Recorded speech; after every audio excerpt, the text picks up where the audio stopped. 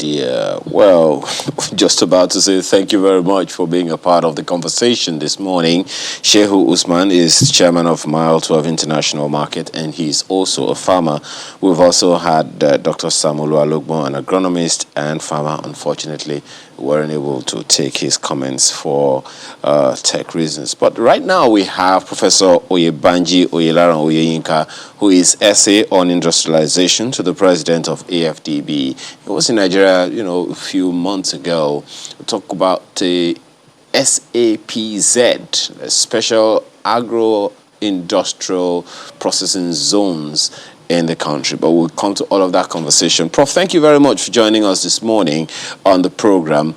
Well, you've heard a few of those challenges in the agricultural sector, Nigeria's agricultural sector: resource shortages, violent conflict, outdated systems of agriculture.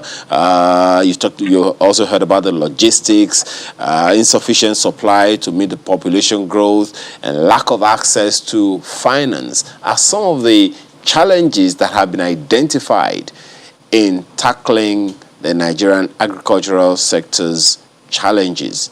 What is your take? How do we even navigate out of this quagmire, given the humongous food shortage challenge as well?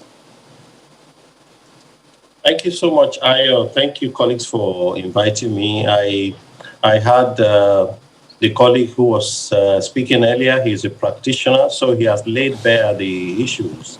Obviously, the issues affecting our farming system, food security, they are deep structural issues. And I always talk more about structures because this is really at the root of everything. Much of what we are seeing, of course, also goes back to, it's not recent. The issue of food insecurity in Nigeria is not a recent phenomenon. It's been there for the last 30 years or more. So what has happened is that COVID-19 has exacerbated the problem because suddenly you have over 70% of Nigerians not having access to food. Nigeria has moved into one of the 10 top countries actually that are in crisis, that are classified as crisis, in crisis phase, in terms of food security and all that. So it is not something that is new to us. And as you referred to earlier, we were in Nigeria recently to conduct what we call the appraisal of the states in which we are going to be establishing what we call special agro-industrial processing zones. Many of you have heard me talk about it. It's taken a while. It's almost 2 years we've been moving on this, and we are very close now. We'll be going to the board in October this year, and after that, hopefully we are going to be starting implementation. Basically, what these special zones are supposed to do is to address these deep structural flaws that we have in our agricultural system, starting right from the farmer's end. Our productivity is very low. And this is something that everybody knows. Our technologies are outdated. We do not have the logistics, as colleagues was referring to earlier. So what the SAPZ is supposed to do is to address some of those issues. Prof, just one moment. We will get to the SAPZ, but I think just as you have noted, it will be fair to first of all, look at the core issues and be able to identify the roots so that, whatever initiative, is going to come afterwards will not go the same route. You would recall, Prof, that, and I, at the risk of sounding like a broken record in this matter, referencing the First Republic and the fact that we did a lot of producing across all geopolitical zones in the country at the time. Once we had a conversation with the governor of Ondo State, who said it took him up on the fact that we had grazing reserves all over the nation. And even he said there was one in Ondo State, there was one, still is in Oyo State, I hope, and more than 400 in the north. And why did those things go under? According to the governor of Ondo State at the time in that interview, we abandoned them. So in terms of the fact that we have done this before, what are the things that you can trace as reasons why we abandoned them, and how do we ensure that doesn't happen again? These remote causes, as you identify, affects almost all the Nigerian assignments, as I won't call it. If we put it in very straightforward manner, it is failure of governance. Let's be very clear. And I'm not talking of federal government, or it's across all our. If you look across all Nigeria, in a place like Ondo State, you have Romania wood processing, you had Okitikupa oil palm, you had go all across the states, all of them. So the reference you made is correct. In Oyo State today, in Fashola, in every other place, in fact, the governor there is now trying to revive some of those things that Awolowo did almost 5 decades ago. We ignored all of them. Why? I think it is the oil economy. You know, whenever a country does not understand that the extractive industry is not an answer to a structural issue, and I always say structural because when you produce and export oil, for example, or minerals, it is a wasting asset and it ends someday. But more importantly, it's subject to volatility. It's subject to shocks, external. And this particular shock of COVID was particularly severe because we got to a point where a barrel of oil was selling for the price of a cup of coffee. So you find that suddenly from $70 per barrel, you ended up having to pay actually for storage for many countries. And nobody was taking the oil. So if you want to go to the remote cause of this for me is where it starts. And wherever you find an economic-driven, very fundamental by this kind of extractive industrial process, you always have conflict. Have you ever seen governors and many of these people talking about industrialization? They talk more about how do we share this, how do we share the oil, and that has gone on for so long. For 40 years, this is all we talk about. Who owns it? How do we share it? Not how we process it. To the point that we have refineries that don't work. We have petrochemical industries that were established that don't operate. So the extractive economy destroyed agriculture also. Because what we find historically is that anytime a country is focused on this type of trajectory, they ignore agriculture totally. And we ignored agriculture. And we need to go back to it. But the more tragic part of it also is that whenever an extractive economy is also beset by conflict and insecurity, you drive away the 70% small-scale farmers that are in Nigeria. And this is really another issue. We are still largely an agrarian economy. 70% small-scale farmers who have no access to, the basic technologies, varieties of food. Unfortunately, Prof. Yeah, my apologies.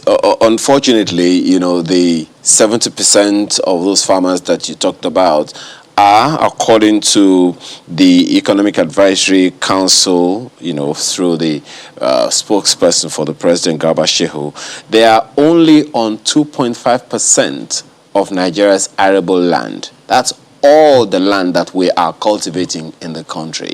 And it is very, very shocking, very, very disturbing. And an economist also says that we have all of the occupation we have of Nigeria's land is 20% for living, for doing anything, agriculture, whatever, industries and all. We're only occupying 20% of Nigeria's land, and 2.5% of everything is what we are using for agriculture. Now, you have also identified that we have this potential. Potential cannot be consumed. How do we move from potential to profit? No, thank you very much. And the reason why these farmers, who in this case for me are the victims of our poor governance, is that that's all they can do. If a farmer has only hoe and cutlass, what else can he do? He can cultivate only so much in a day. But if you provide modern technologies, tractors, harvesters, and all that, improve the seedlings and all that, you begin to see farmers, one farmer, being able to cultivate a larger acreage of land. This is really the limitation. Beyond that, also, the seeds that are accessible to them are of low quality. I give you an example. I just came back from Ethiopia. We went to inspect some of our special agro-industrial zones there. Ethiopia last year, due to the efforts working together with the African Development Bank, they harvested 1 million tons of wheat. They had a deficit of 1.7 million tons. And they are telling us that in 2-3 years, they're going to be net exporters of wheat.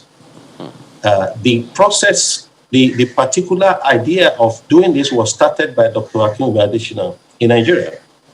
The same process that he started was never allowed to go into fruition. In Sudan, the TAT program, what we call the TAT program in the AFDB, Technology for Agricultural Transformation, that we also supported Sudan with, 800,000 acres of land was planted by Sudan. And they are also now over 50% self-sufficient in wheat. So what am I saying? They also plan that in the next 3-4 years, they're going to be exporters of wheat. So we need to adopt technologies. You're asking me, how do we go to scale? We just need to do what others have done. We need to allow people, we need to allow the system to work. In South Korea, they have over 900 special industrial parks. Over 400 of them are agro-industrial parks. In Vietnam, they have almost 376 parks. Vietnam was at war almost 30 years ago, 40 years ago. Our problem here is governance system.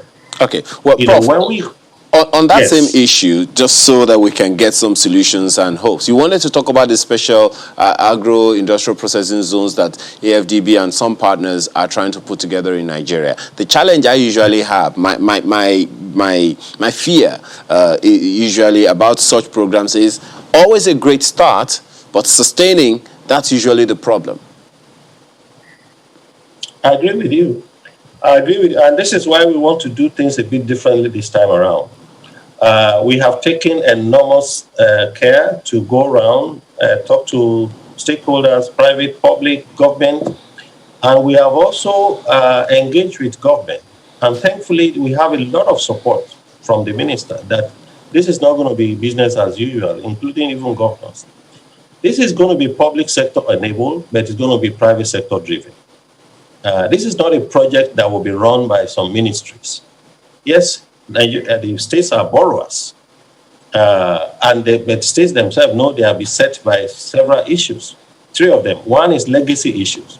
Whenever a state governor leaves, the one coming will rubbish everything he has done. Second, we don't have money. So you find that projects always suffer from capital, whether operating capital or whatever it is, And the third issue, of course, again, is management.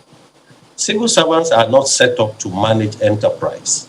So the proposal we have made is that, fine, government is enabling this, and we have the same experience in other countries. Government has enabled it. We have worked with them to craft this model. But once government gets to that point where an enterprise should be formed, they must exist post-tender. Once we have companies that will run this business. And this is how it's run all over the world. As I speak to you, Ethiopia has 24 industrial parks, 24. But Prof, I live in Ethiopia. My apologies. One of the challenges that a number of investors, especially in the agro sector in Nigeria, have talked about is the harsh investment environment. How are you navigating that? True. No, so what does that mean to say harsh environment? One of the things you do in a zone, for example, is to have what we call the one-stop center. If you see, I'm giving Ethiopia because I just came back from there. They just finished what they call a pharmaceutical industrial park, 166 hectares. And they have a gigantic building. You can Google it there. It's a one-stop center. Immigration, customs, the registration office, everybody is in that building within that same space. No investor goes around running around government offices as normally happens. So they have made it easy. The harshness is due to the fact that an investor comes into a country, the first gatekeeper he meets start asking for this and that. Oh, you have to go to Ministry of this, go to that one, come back tomorrow, come and see me privately. So what a zone arrangement does is to co-locate all of those bureaucratic issues and to remove them and allow them to, gone are the days when Nigeria think we can bluff anybody. Everybody is going somewhere else. So we really need to change our ways, So that's one of the things we are trying to do in every of those zones. Now, right now, we have 8 locations, and we are crowding in more states from next year. We are not going to ignore any state. In each of those zones, there will be those arrangements, so that a businessman comes. You want to put up a starch processing plant, or you want to produce honey, or you want to do sesame, or whatever it is, you have a place there. There are several models that we are going to be using. Some you have a factory sheds already built. Some in land, you can come and build your own land there. And all of the states have offered us, huge hectares of land to build this. We've concluded all the environmental studies. We've concluded all of the feasibility studies. Out of the 8, there are only 2 states left that will finish their studies. So we are on course with this. As you said, the biggest obstacle to doing business in Nigeria is bureaucracy and bureaucrats who don't follow the vision. This project was requested by President Muhammadu Buhari himself in April 2019. And the greatest legacy that any of these, the Minister of Agriculture or Industry, are going to leave is to allow these things to work, because they are working elsewhere. They are working. I was in Ethiopia 2019 at Bulbula zone. I was shocked at the progress they have made in just 1 year. Almost all the roads, everything in those zones have been completed. So it's not magic. It's not rocket science. The biggest obstacle to doing business is bureaucracy, and we need to remove it. If we do that, I have no doubt in my mind, Nigerians are smart people, they are entrepreneurial, Nigerians can work wonders. Once they see those examples, for example, I told you about 24 zones in Ethiopia. Half of them are private now. The moment they saw the exemplars by the government, a lot of private agro parks were springing up. So this is what we hope will happen. I understand your skepticism. Many people, even up to now, some even tell us, in your country, that's where they're going to be your problem. And but we are hoping that we're going to do this differently and that we're going to succeed. Well, we sincerely hope that we prove the skeptics wrong and we make you at the AFDB proud. But then there have been talk around the local farmers, subsidizing Nigeria's food supply. And in recent times, there have been serious threats on the local farmers. We've seen how the numbers of those who go to farms have reduced. This morning, the papers had that in Borno State, the governor has gotten 1,000 hunters to protect farmers who are going to the farms. I do not know if you have any example anywhere on the African continent where farmers have faced this sort of crisis, where insurgents and various types of insecurity have threatened the local farming community, and what solutions they have been able to find in those instances. No, thank you so much. I think the solution will be to, number one, to organize these farmers as much as possible.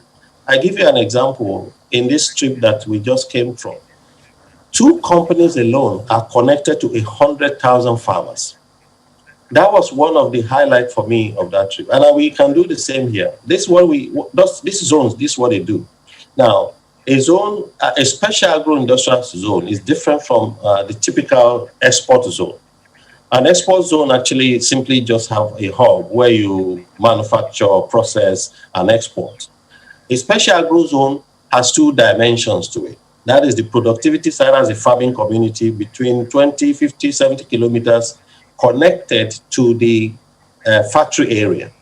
So what we are going to do is ensure that all of those communities are helped, both not just in terms of the supply of seedlings and supply of irrigation, supply of all of those things, technology that will make them more highly productive, but also to safety. Now, what we see is peculiar. I mean, it has not always been like this in Nigeria, that we have a situation where farmers cannot go to their farm. And we are hoping that, in fact, there are 2 or 3 states that are going to be among these 8 states that are starting, are focused specifically on livestock to do modern ranching. So we are hoping that with this kind of intervention and what the federal government is also doing in their own way, we'll be able to collaborate with them and ensure that we remove this problem. At least we reduce the problem of clashes.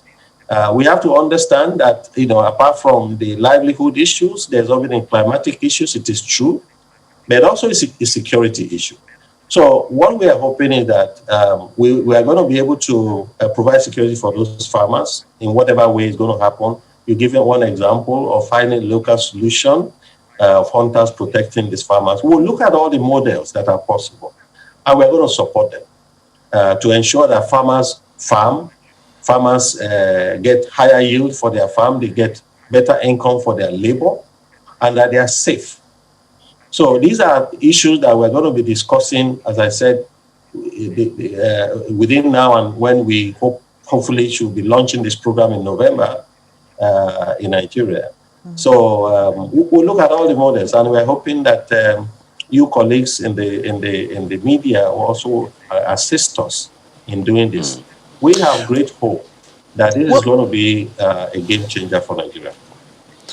Well, Prof, we have to thank you very much for being a part of this conversation this morning, and can only hope for the best and make sure that the right information get to the right people that really need it. Professor Oyebanji Oyelaro Oyeyinka is essay on industrialization to the president of the AFDB. Once again, thank you very much for your time and your thoughts this morning. Thank you. Thank you, I will be counting on all of you. Thank you. Yes, sir.